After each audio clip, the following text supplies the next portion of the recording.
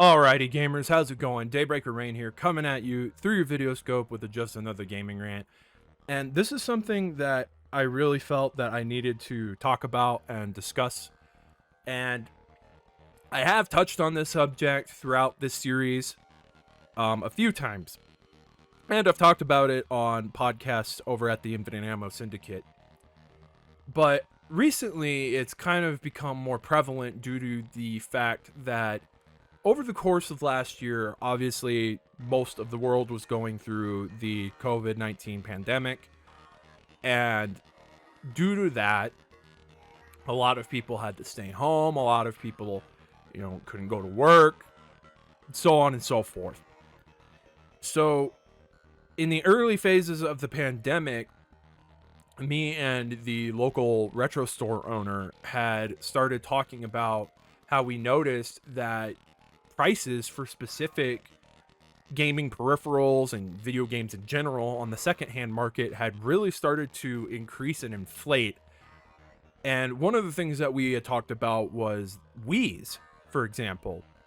Now, I bought my Wii at a Goodwill used in, for lack of a better term, pretty rough shape for $25, and that came with the Wii.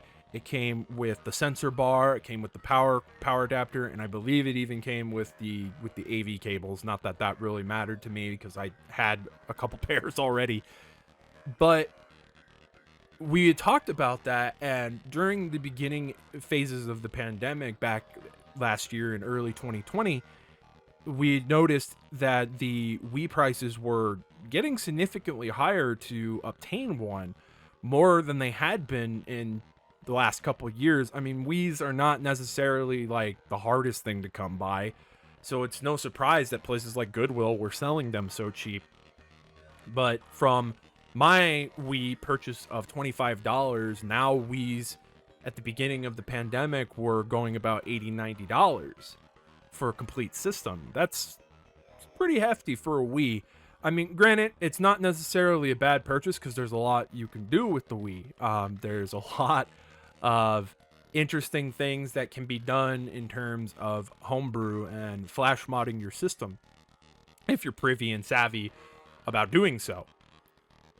But it started a trend, if anything, that as the pandemic went on and as stimulus money rolled out and things like that, we started to notice that a lot of the more desirable, rare video games started increasing heavily in price, like significantly inflating from what they were sitting at previous to the pandemic.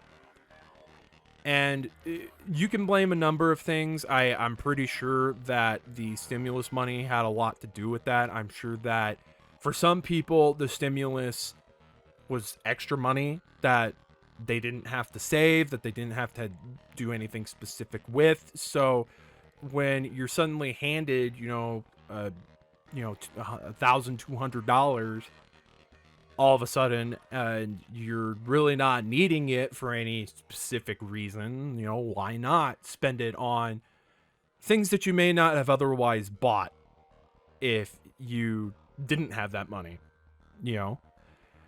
So obviously this has affected a lot of retro games specifically. I did see a minor increase in some PS3 titles, especially when the announcement of the closure of the PS3 store came out. Some games are PS3 exclusive. The specific one that I can think of off the top of my head is Yakuza Dead Souls. I bought my copy of that for pennies. Like, I bought it super cheap, and it suddenly was commanding like $50-60 for a complete in-box secondhand copy of Yakuza Dead Souls. And I assumed that that would be the case. If there were any games that were PS3 exclusive, that those would see a jump in value because, you can't get them any other way now. Thankfully, of course, the Sony has announced that the PlayStation Network for PS3 and Vita are not going to be closed. The PSP store will be, though, but you can still buy PSP games, I believe, through the Vita store and the PS3 store, if you can find them. The store's a little oof to navigate, to be perfectly honest, but that's besides the point. So this really got me wondering, seeing all these video games just shoot up in price. And this is coming from someone who has collected for quite a while, who got into the retro scene that fateful day I got that box with those two NESs and the Atari 7800 that was in there. You know, I've been pretty privy about keeping up with prices and things like that on games that are desired, so on and so forth. And it's starting to get to a point now. There have been videos made talking about this particular issue and theorizing that this inflation isn't going to last forever. And I certainly hope that that's the case. I certainly hope when things start to normalize and get back to a sense of normalcy, that we do see a decrease in a lot of these inflated prices. Like, it makes no sense to me, even if the game was just this hidden gem on the PS2, there's no reason that Kuon should cost $700 fucking dollars for a complete inbox copy. That's asinine. You wouldn't pay that for a PS5 game, and people are already upset about the increase for PS5 games. You know, just the $10 increase from $59.99 to $69.99. So I couldn't imagine being in the position of wanting that particular game and shelling out more than the cost of a PlayStation 5 for it. So this video is going to serve as sort of a message, and just a very heart-to-heart from me as somebody who's been collecting for a couple of years now. I completely understand the appeal of physical media. I will always be supportive of physical media, and I think it deserves to be something that is continued. I don't really want to see the whole quote-unquote digital age take over. I think physical media is important, and more, especially when these, you know, digital platforms and things like that come out and they either pull television shows or these games that, you know, maybe not so many people know about are suddenly removed from the store, or, you know, games that a lot of people know about, like in the case of Scott Pilgrim, are pulled from the store. You know, it's things like that. So I'm a big advocate for physical media. However, retro collecting in the modern era is becoming more and more of an expensive endeavor.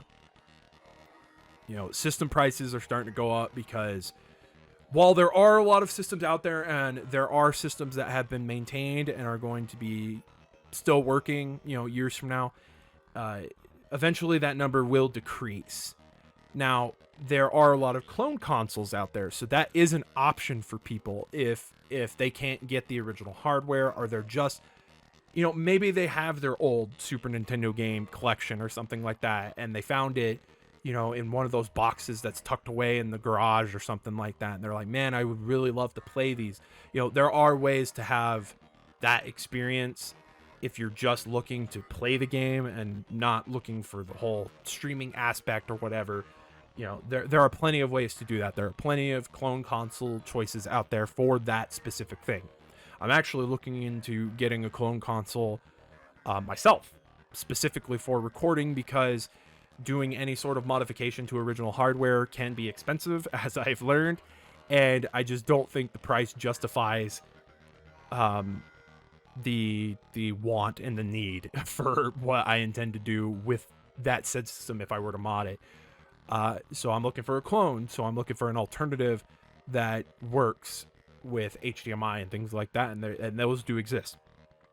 So that's totally a possibility. But when it comes to the actual games, I can fully say that most of the games that you are probably going to want are not going to warrant spending more than, you know, a brand new game in the modern era. Like, that's just, there's no reason for a game like, let's say, Donkey Kong Country for the Super Nintendo. There's no reason for that game to cost equal or more than a modern era video game.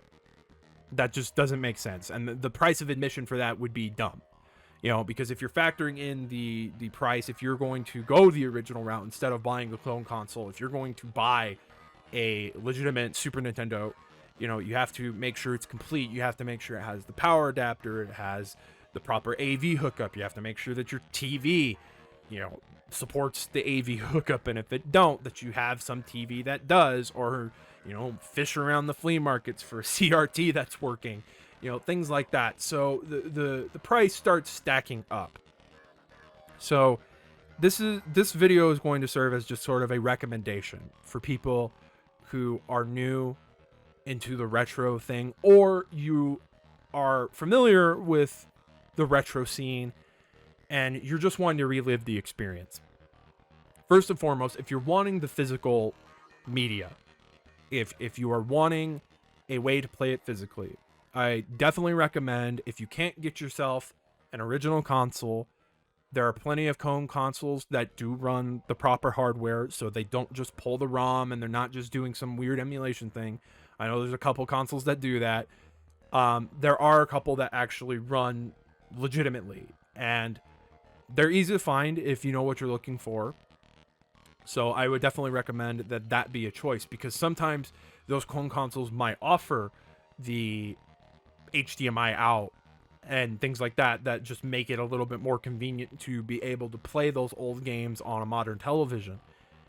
So that's definitely something I recommend. On top of that, I also want to recommend, if a certain game that you are wanting is way more than what you think it's worth, I would definitely look into the potential of a reproduction cartridge.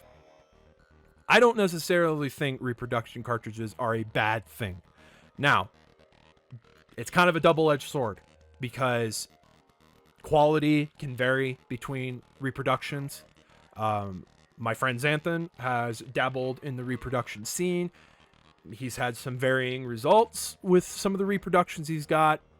So that is a thing. There's also the potential, in the case of what happened to me, where, you know, these secondhand shops are sold reproduction cartridges, unbeknownst to them that they are reproduction cartridges, and are sold at the price of them being legitimate cartridges, not reproductions. And then, you know, years later, when the game suddenly doesn't save anymore and you pop it open and you find out that, oh, there's a battery in there, you know, that it's a reproduction cart.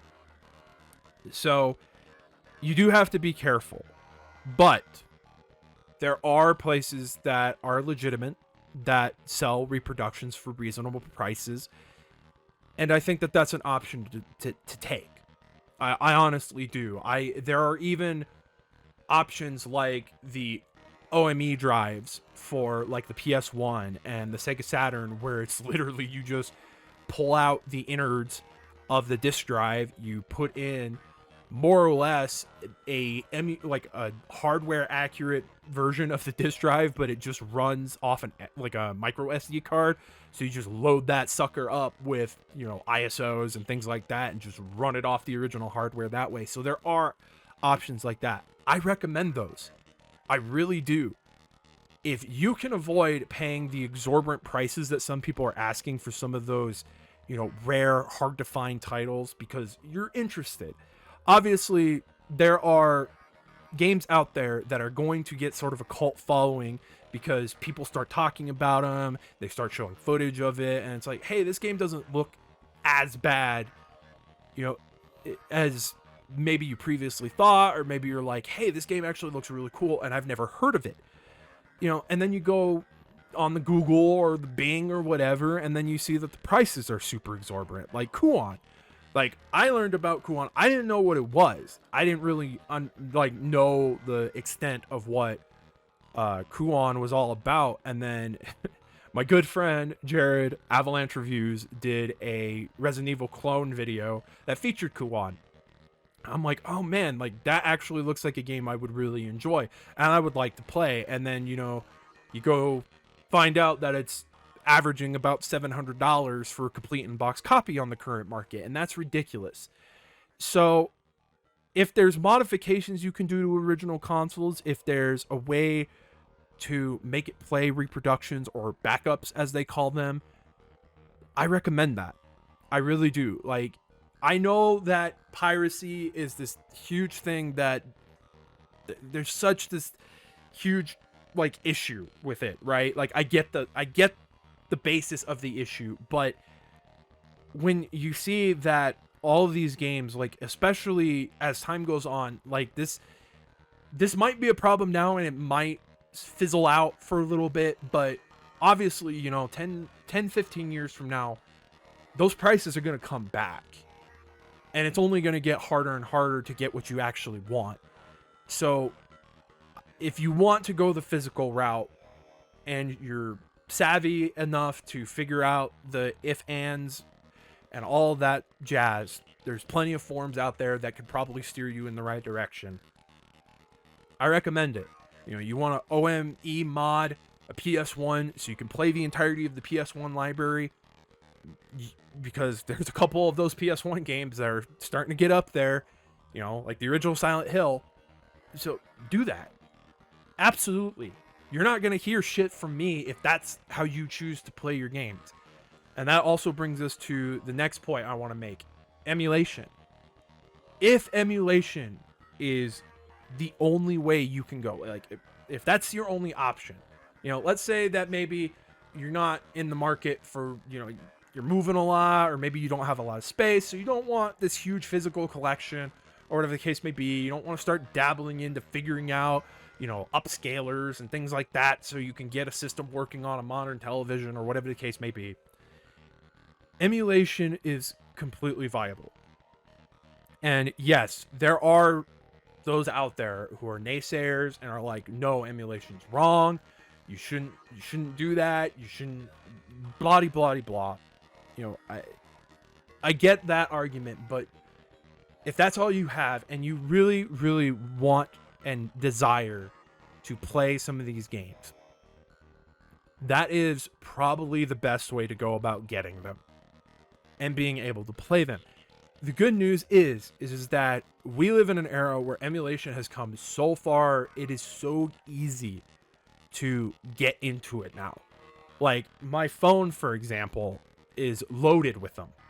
I mean, they're super easy to get a hold of. You can literally download them off the Google Play Store. You know, there might be a few little transactions you have to do just to get rid of ads, and you know, fair enough. I didn't mind doing that. You know, like honestly, here's a few shekels for, you know, just removing the ads, so I don't have to bother with that. So I have this on the go. You know, of course, there are ways around that, like turning your phone on the airplane mode. I know that that's, you know, that's a thing that I've had people tell me that they do, you know, just to avoid, like, nah, I don't want to pay these people who are going to remove ads. The bottom line is that it's a viable option, and it's honestly probably a preferred option. Because as time goes on and as these rare, expensive games get rarer and more expensive, there's just suddenly not going to be a viable market for them. And when you're having to shell out hundreds and hundreds of dollars just for a handful of games, I don't think that that's worth it when you can download full archives of the NES, for example, or the Super Nintendo, and get everything at your disposal. Every version, every, you know, whatever the case may be, it's just all there. So this video is just to serve as a recommendation and as sort of a message of, you don't have to feel bad for the method that you choose on how to go about playing these older games. I can't in good conscience, and I've said this several times on the Infinite Ammo Syndicate podcast, I've said this, so there are people who can back it up, me saying this. This is a stance I stand by. It is just not something I can recommend to get into the physical market of retro collecting currently. It's really not financially viable. Yeah, there's a lot of cheap games out there, but that doesn't necessarily mean they're good. people who get into retro now, I feel like, are wanting the mainstay titles of that platform. Like, let's say they're getting into Super Nintendo, so they're gonna want all the Donkey Kong countries. They're gonna want Legend of Zelda: Link to the Past. They're gonna want F-Zero. They're gonna want Super Metroid. They're gonna want, you know, Super Mario World, Super Mario RPG. You know, and a lot of those games, you know, they've shot up in price because they're desired, they're sought after, they're games that people want in their collections. Totally understandable. But that price is just one of those things that it fluctuates so often. You know, yeah, you know, if you're patient and you have the patience to do it, you can monitor the situation and grab something when you see it on the cheap. That's totally viable. There's things like yard selling. You know, a lot of the times, if people are selling stuff for eBay prices at a yard sale, they're not yard selling properly. You know, I've managed to score some rare titles just by going yard selling and buying them for a fraction of the cost of what they sell for, you know, and turn around for. Now, granted, I didn't turn around right away and sell them or anything like that. Most of the time, they're actually things I wanted, you know, so it's just a matter of things. You know, there are options, but really, you know, reproduction is the way to go for physical. If that is something that you're comfortable figuring out how to do, or finding a place to buy reproductions at, you know. And also just emulation. Like, there's nothing wrong with emulation, and screw anybody who says otherwise, because really and truly, that is what is going to preserve these games when I'm dead and gone. You know, I can't stay around forever as much as I'd like to. You know, if by the time I'm 80, they figure out how to, you know, put my consciousness into a freaking android body, you know, maybe I could stay around forever. But, you know, it's like, it's not something that I see happening. You know, it's just something that I know future generations from now, you know, there just isn't going to be NES carts around. You know, there might not be a market for that sort of thing, you know, years and years from now. So don't let anybody tell you that emulation is a bad way to go. If that is how you choose to experience your retro fix, do it. Do it up. It's honestly the best option you can choose, and it saves you the most money. Even if your price of admission is just paying to remove the ads, that's a hell of a lot cheaper than any other option that you could possibly choose. So I think that's it for this video. This is just a topic that I'd really wanted to talk about, so I figured this was the best way to go and make a video in this series about this issue, because, like, I've talked about this a lot, and I want more and more people to hear it from somebody who actually is collecting, because there are some people who collect and who will try to poo-poo it and be like, no, you've got to collect this way, you have to buy the physical, you have to do this, you have to do that. No, you don't. You absolutely don't. There are alternatives, and I am someone who will recommend those alternatives before I ever tell you to come join me in having a physical collection. Because let me tell you, while I have made good deals, I have spent a lot of money buying the collection that I have. So trust me when I say this, it is just so much more worth it to look at the alternatives and really figure out what the best option for you is. You know, maybe it is modding a system so it can play backups or reproductions. You know, maybe that's what you want to do. Maybe it is just more viable to just get yourself a really big micro SD card, load up your phone with all the emulators that you want, and just dump the entirety of those video game libraries onto your phone. You know, it really just comes down to the individual, but that's the thing, is that I don't want these games to ever die. You know, and I don't think that having this, like, purist mentality about that the only true way to play these games is, like, through the physical media, through the actual hardware. Like, I don't want that. You know, that's why I don't abide by that, because I want people to be able to experience these games regardless if they're highly available physically. You know, like if people want to experience the original Crash Bandicoot games, I want them to be able to do so. You know, if people want to experience all those horrible games that the AVGN has reviewed, I want them to be able to do so without having to spend a freaking arm and a leg to be able to do so. Like, it's an expensive endeavor being a retro collector. Talk to anyone in the upscaling community and they will tell you it's like a car. It's a huge ass money sink, and there's just no breaking that. There's just no getting around that fact. You know, so people should have the comfort of knowing, hey, you know, even though I would like to have this physical thing, I don't necessarily have to have this physical thing, and I could just go put it on my phone. You know, so that's just all I wanted to say, because I had been wanting to talk about the price inflations and just get my opinions out there on the matter. So if you listen to this video all the way through, I really do appreciate it. All feedback is welcome. Please leave a comment. Tell me what you personally like to do. Do you play through emulators? Do you buy physical media? Do you buy reproductions? Do you mod your systems? You know, tell me all that stuff, because it's an interesting subject to me, because everybody has, you know, their own preference and their own way of playing video games. And it's, you know, it's not this, it shouldn't be this unanimous thing that there's only one specific way to play. Nah, you know, play however you want. You know, if you're downloading PS1 games and you want to play with a wireless Super Nintendo controller that has joysticks on it to be able to experience those PS1 games, that's how you do it. That's how I do it. You know, I've got my 8-bit do wireless controller. So, you know, that's just how things are. You know, everybody's got their own way. So, we'd love to hear from you. If you like the video, please leave a like. Much appreciated. All viewership is greatly appreciated. All feedback is greatly appreciated. And before I continue to prattle on for another like 10 minutes, let's have the outro take us out.